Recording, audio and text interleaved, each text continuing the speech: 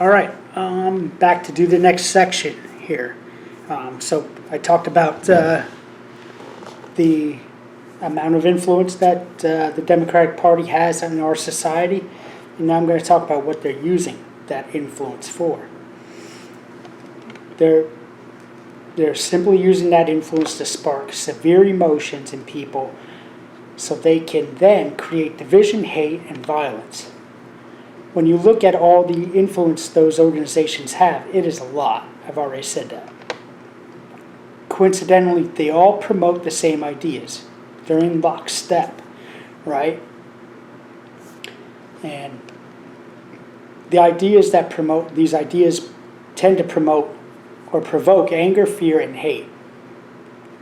Just look at the issues. Every one of them provoke fear or anger and hate and outrage. Climate change provokes fear of the future. You have radicals like AOC making ridiculous claims like, we're all going to die in 12 years, and then every news organization plays that for the next 2 or 3 days or whatever. So we can continue to bombard people with that fear and anxiety when there's clearly no basis for that claim. There was nothing that says we're going to die in 12 years. Nonetheless, she did talk about that. She said it that way. But how real is it, though? Or how severe is it? David Legate, a former geology professor at the University of Delaware, wrote an article in 2013 for the Journal of Education and Science. Now, you may know, if you've seen some of my other videos, like how I'm beating cancer, I talk about research, and I stated in that video that your best sources for information, especially on research, is by peer-reviewed journal articles, because you have the people that are doing it that are usually a team of doctors or professionals at least with master's degrees. They're doing the work, and then you have a team of peers, which are doctors and professionals, reviewing, making sure everything's set up, that, all that. So here we have David Legate, a former geology professor at the University of Delaware, writing this article for Journal of Education and Science. His article was about agnotology. Big word. I'm going to explain it, so don't panic. I had to look it up too. Actually, it's in the article. I'm just kidding. So agnotology, and I'm probably pronouncing it wrong, which is the study of how ignorance arises from the circulation of misinformation calculated to mislead, right? And in that article, he questioned the article that Hillary Clinton cited during her 2016 presidential debate, the one that John Cook claimed that 97% of all the research states that climate change is caused by human factors, right? So in David Legate's article, he conducted a meta-analysis, which is the evaluation of other previously published research and on the same subject. And he found that it's actually less than 1%, at least at this time. That's, both of these articles were written in 2013, which is over 10 years ago now. So I'm just saying what happened at that time. And just remember also, I'm throwing a lot at you, but this is also in reference of how they're using their influence. So always keep that in the back of your mind. So anyway, less than 1%. So they found over 11,000 documents. They looked at them and determined that 4,100 something were actually related to climate change, and then of those 4,100 something, 41 stated that some of the climate change is related to human factors. So, far cry from your 97%, right? And so here's the thing. Hillary Clinton knew better than to use a blogger. Anybody in their first year of college gets the information. You know what sources you're allowed to use, and a blogger is not one of them. I mean, it's just, you would never write a college paper with citing a blogger. Unless that blogger is an individual that has some sort of credibility, like he has previous journal work, maybe he's doing this for some kind of hobby on the side, and he has some level of credibility, or he's a doctor and he belongs to a blog or has a blog for his stuff, but there would have to be something that gives him some kind of credibility. Nonetheless, regardless of his background, she should have known better than to cite that, is what I'm trying to say. Let's face it, she has a law degree. That's one of the hardest degrees to get. She had a legal practice. I think she was a defense attorney for several years, I think. And then she was in the Senate. She was Secretary of State. She has a very broad background and should very much know that you do not cite a blogger in a presidential debate. But it didn't matter, because the media didn't call her on it. And the American people like you and I, unless you have unless you even caught it, because let's face it, this debate was heated and I think people were caught up in other aspects, but unless you even caught the fact that she cited a blogger, it didn't matter,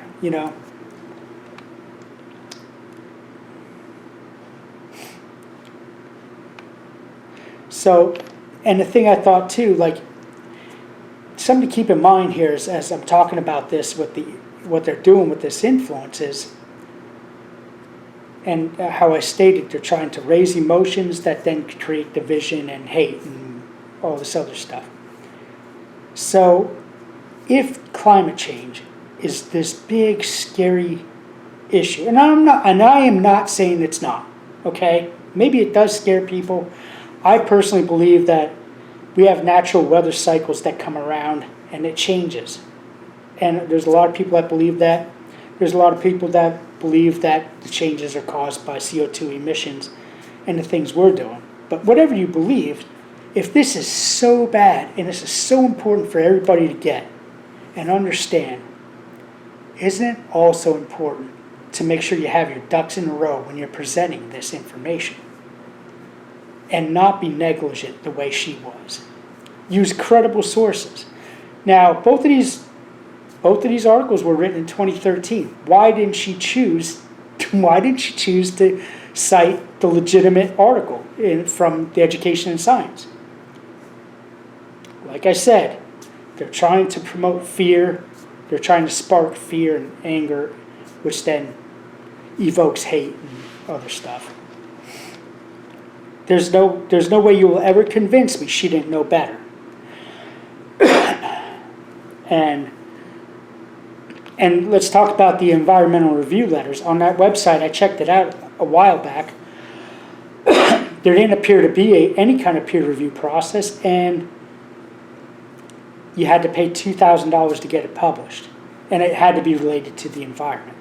Those are pretty low standards compared to a team of doctors conducting these meta-analysis and actually looking at the research that's there and weeding through, because that's part of the process too. You got to get rid of the stuff that doesn't belong, what you're actually aiming to investigate, and actually went through all this work with this team of doctors and then had it go through a peer review process as well.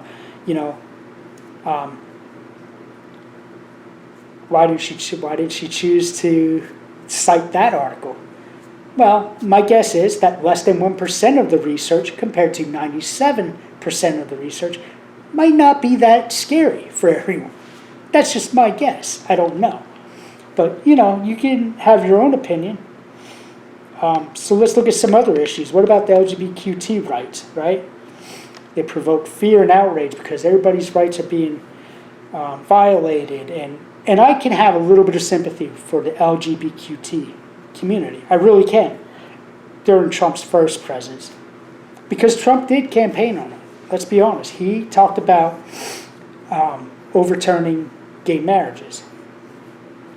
However, and so I could understand the fear, because that was something they worked hard to get those rights to marry, and any implications that go along with that, like healthcare and things like that.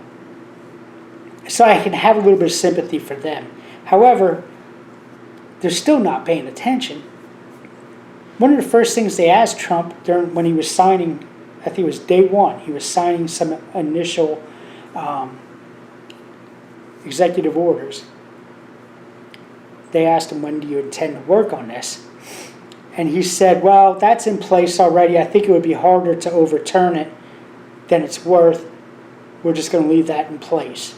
And then he said, the economy's in the tank, gas prices are all, ridiculous, and we just have bigger fish to fry, is what he said. And that's what he did. He left that alone, But what you hear all throughout the first term? Oh, he's messing with LGBTQ rights and this and that. And I know there's other ones too, like trans bathrooms are sometimes an issue, and men competing in women's sports. And so I don't want to get into it, but for me, those are not rights. Like nobody's rights are being violated. Like if the right is to have a bathroom, access to a bathroom, I am not violating your rights because I'm asking you to use the bathroom of the gender you were born into. I'm not. That's not a violation of your rights. You're welcome to use the bathroom like everyone else, but you have to use the one of your biological sex just like everyone else as well. So nobody's rights there are being taken away, in my opinion. I think that's another form of narrative that they use, and then I won't even go into the men and women's sports. But anyway, nobody's rights being violated.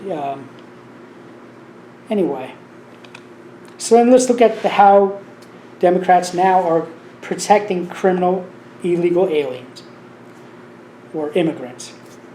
It amazes me how these people can even sleep at night sometimes, because they portray all these people, portray all this outrage, and they send these protesters out to their, like they're protecting someone that's so innocent, right? And then they make comments like ICE is just out there looking for brown people that don't look like them, right? And these are the foul comments they're making. And, and they're even when as far as some of their reports were saying that we're deporting American citizens because they're brown people, right? This is the crap they're spreading. Sorry, I'm very passionate about this. I don't mean to be sarcastic. I'm trying to watch my tone because I don't like when other people do that. I don't want it to influence you. You have your own opinion. But anyway, they're using all this nastiness, right? So what happens as a response? DHS Secretary Kristi Noem says, well, if they weren't scared before, they probably are now. So why don't I get the information out? So her counter to this was to put a website, and it's DHS/wow. And it literally is DHS, which is Homeland Security, and it's wow is worst of the worst. And when I looked at this page, there was over 2,800 pages with 10 to 12 profiles on each page on average. And no kidding, we are going and looking for people that do have arrest warrants, they do have deportation orders, they are connected with gang members, and they're wanted for crimes like the things that Trump was saying: murders, rapists, child pornography, trafficking, and abuse. And there are literally those types of crimes that they're looking for them, because those are crimes they committed. So they're very specific people. They even have pictures of these people on the website, right? It couldn't be any more transparent. Did anybody hear about that? I think maybe if you turned into certain news sources, you may have. I heard it on Fox News. But I guarantee you, those that are tuning in to CNN, MSNBC, I'm pretty sure they did not report on that. That's just my opinion. And so, again, they're promoting this idea, right? And these ideas are, they're out, they produce the emotion of outrage and anger. And that's dangerous, because I'm going to talk about that here in the next part. All right, so the next one is, I'm wondering how many have heard about the recent reports about the Southern Poverty Law Center. So the Southern Poverty Law Center is an organization that started up with money from George Soros. I believe his initial donation to get them off the ground was $16 billion, and that was in 2016. No, excuse me, 16 million, not billion. And that was back in 2016 to get them off the ground. So again, we're seeing a connection there, just saying. And this organization, their main mission in life was to go after people that created social or racial injustices and to put them out of business. So you're thinking they're going to go after the KKK. They're going to go after, maybe like Aryan Nation, Unite the Right organization.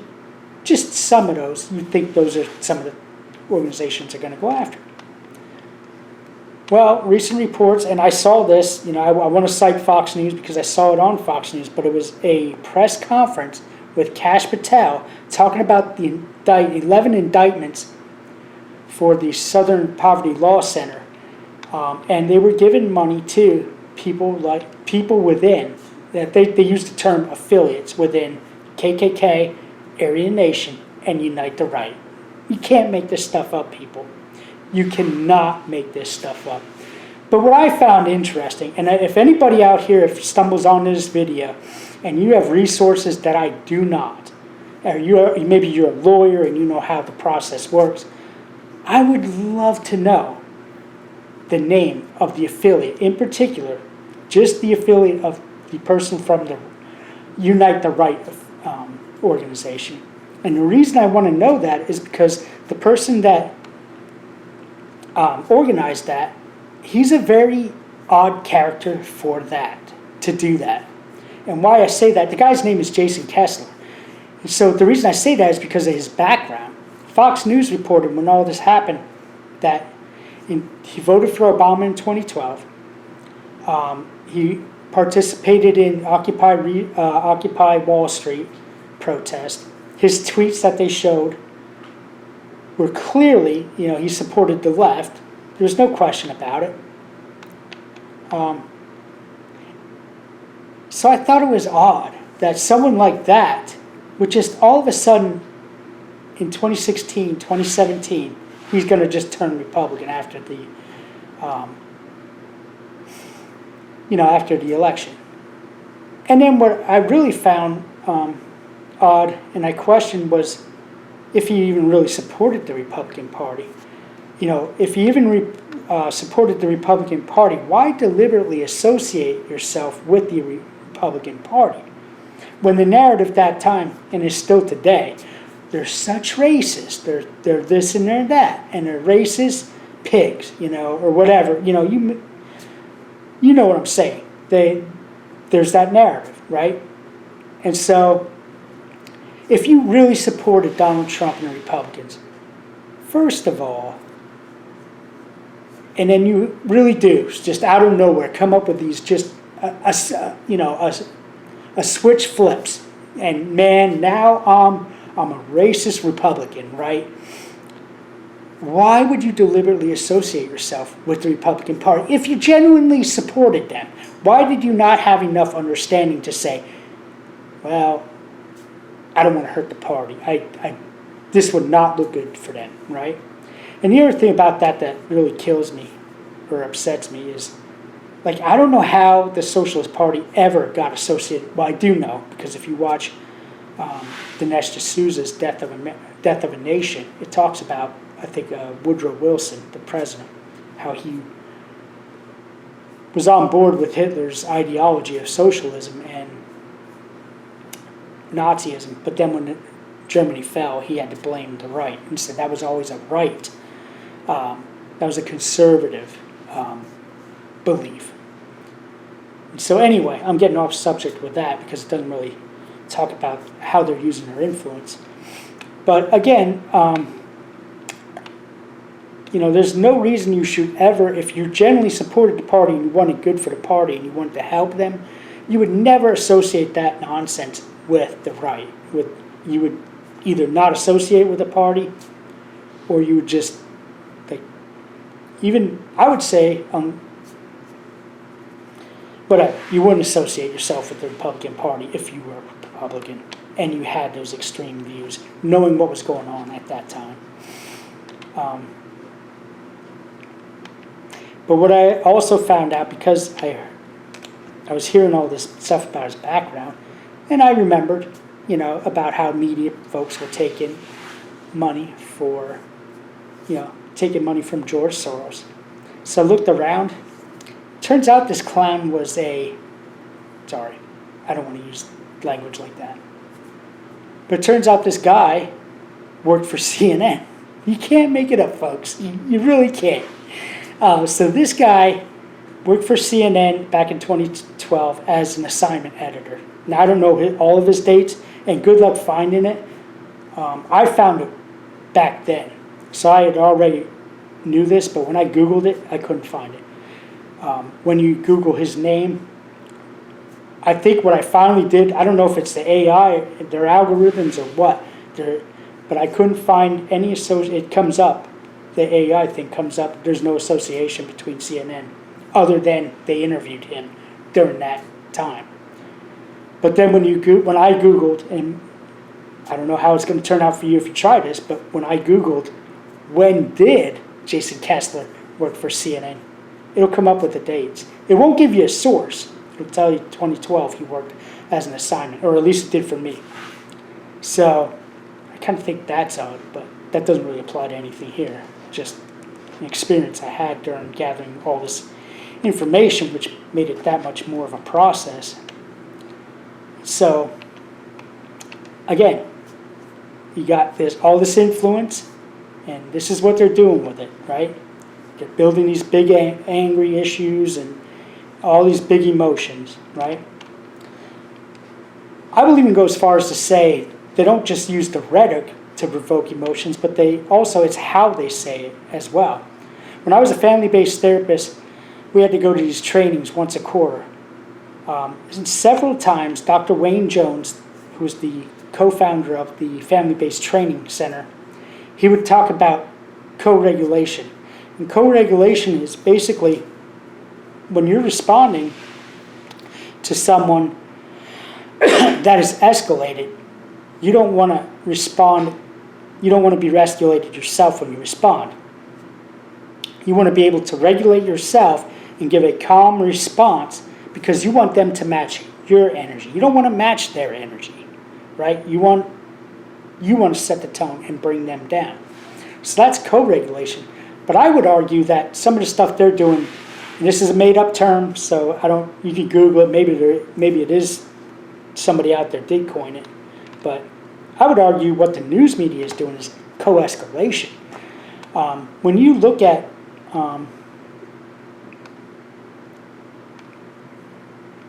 like things like the Veritas videos, right? Hannity showed this, right? Van Jones and James Tapper out in front of the CNN building. I'm sure a lot of you have saw these videos. And the guy was talking about, they were talking about different things. And I think he brought up the Russian collusion.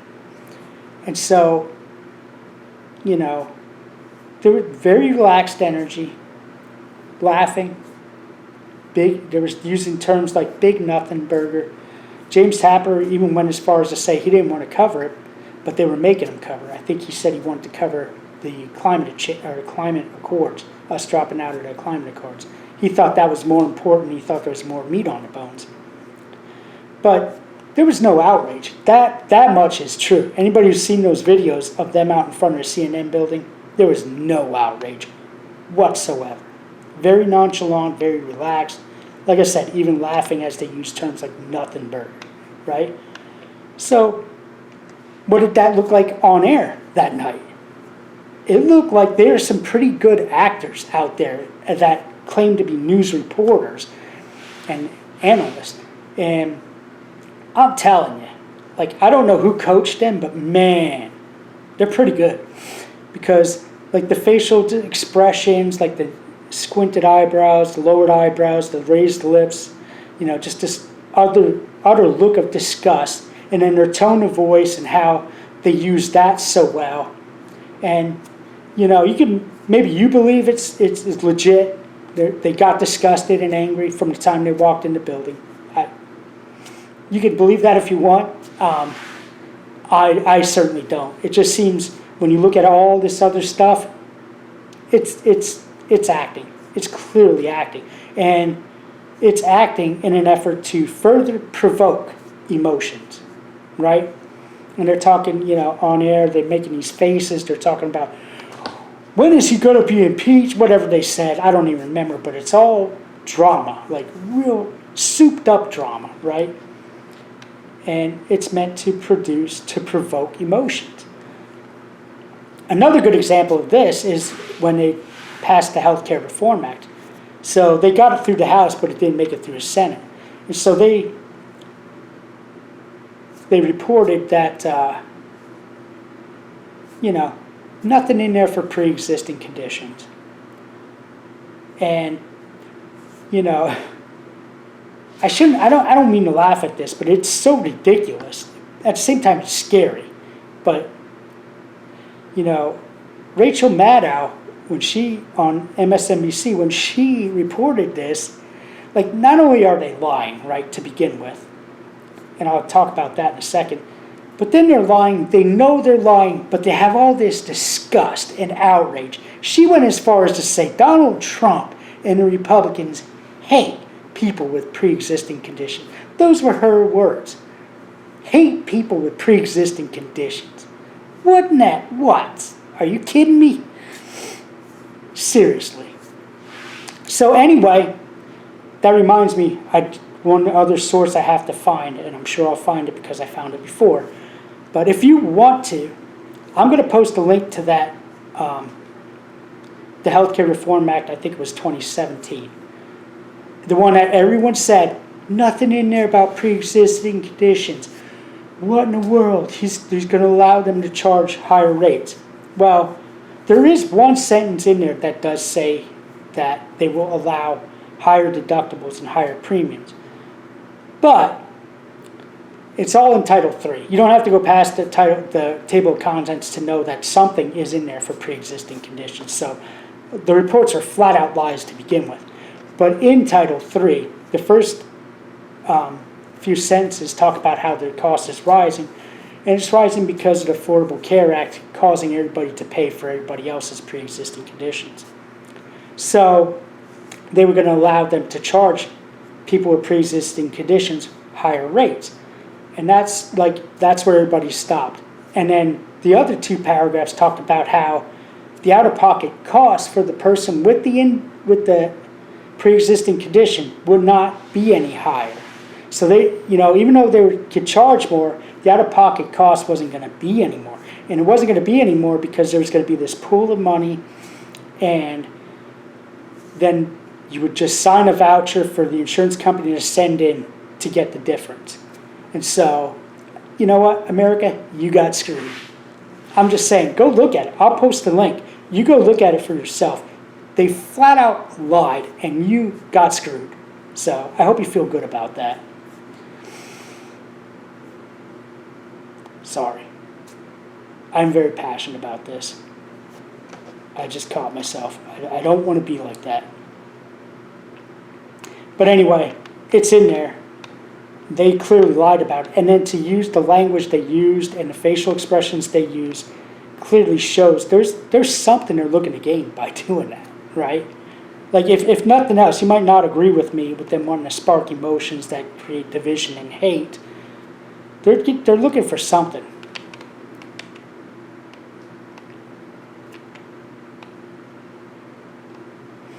Now I'm trying to figure out where I'm at.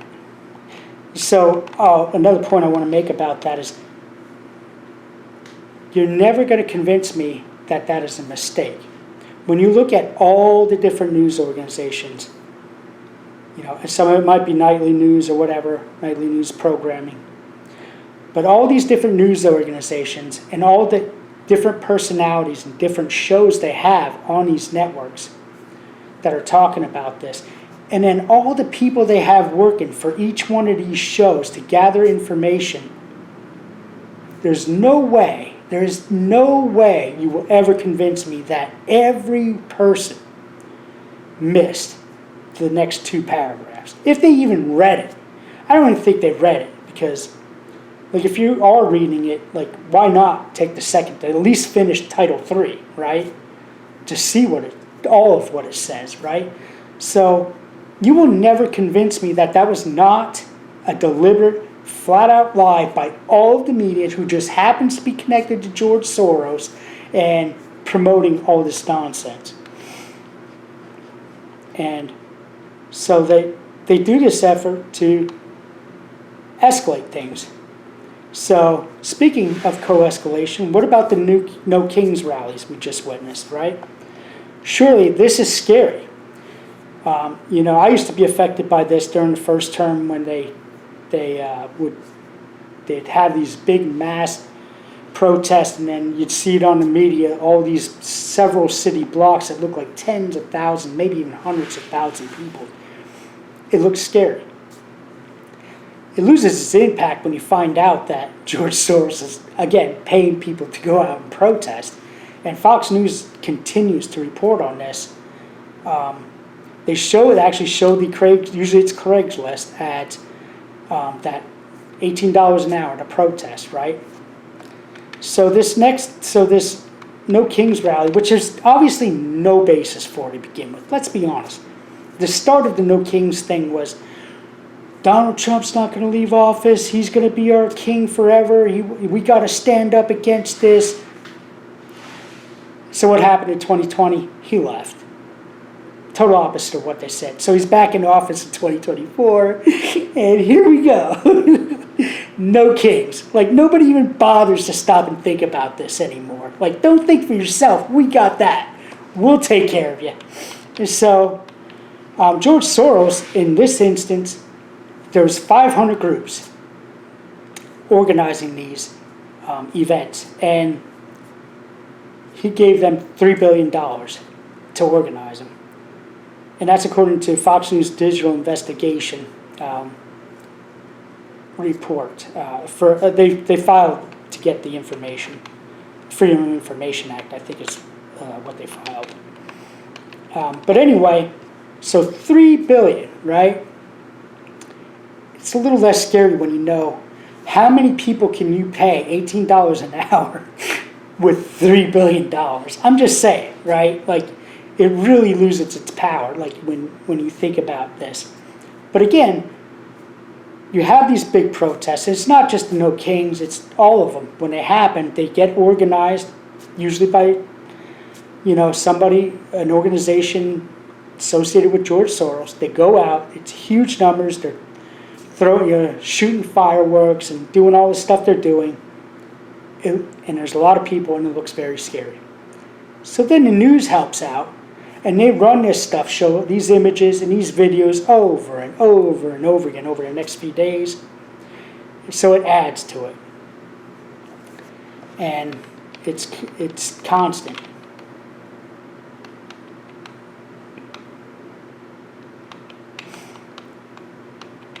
And so I'm going to shift here a little bit. I think that was all I had there. If not, you do get the point. The idea there is constantly have this rhetoric and have these visuals and have this in your head, have this in your head. So I'm going to shift here to the reason when I said that I think they're using their influence to provoke emotions that lead to division and hate and violence and whatever. The reason I say that is because there is a connection between the emotion of anger and disgust and violence. But there's also a connection between anger and hate. And so according to Joseph Rogas, in his article, The Difference Between Anger and Hatred, he states that the difference is related to time. In particular, the amount of time a person is constantly angry with someone. He says that we have all been angry with relatives, but as time goes on, we get over it. He then went on to say that the key is the amount of time in between being angry is what matters. And when you don't have time in between, and again, you're constantly bombarded with all this stuff, and you're constantly angry, and it basically turns into hate. Like, there's no break in the anger. The anger is so there that it turns into hate. And so a little bit about Joseph Rogas, why I'm citing him, so you know. He's a clinical psychologist with 30 years of practice. He has his own private practice. And he also has a website titled afterpsychotherapy.com, which is where I got this article from. So for me, to connect the dots, they got all this influence. They're using it for the emotion, because when you keep everything so escalated for so long, things change. And when you're angry for someone for so long, it turns to hate. And so, all right. So I'm going to end there. This ends the section of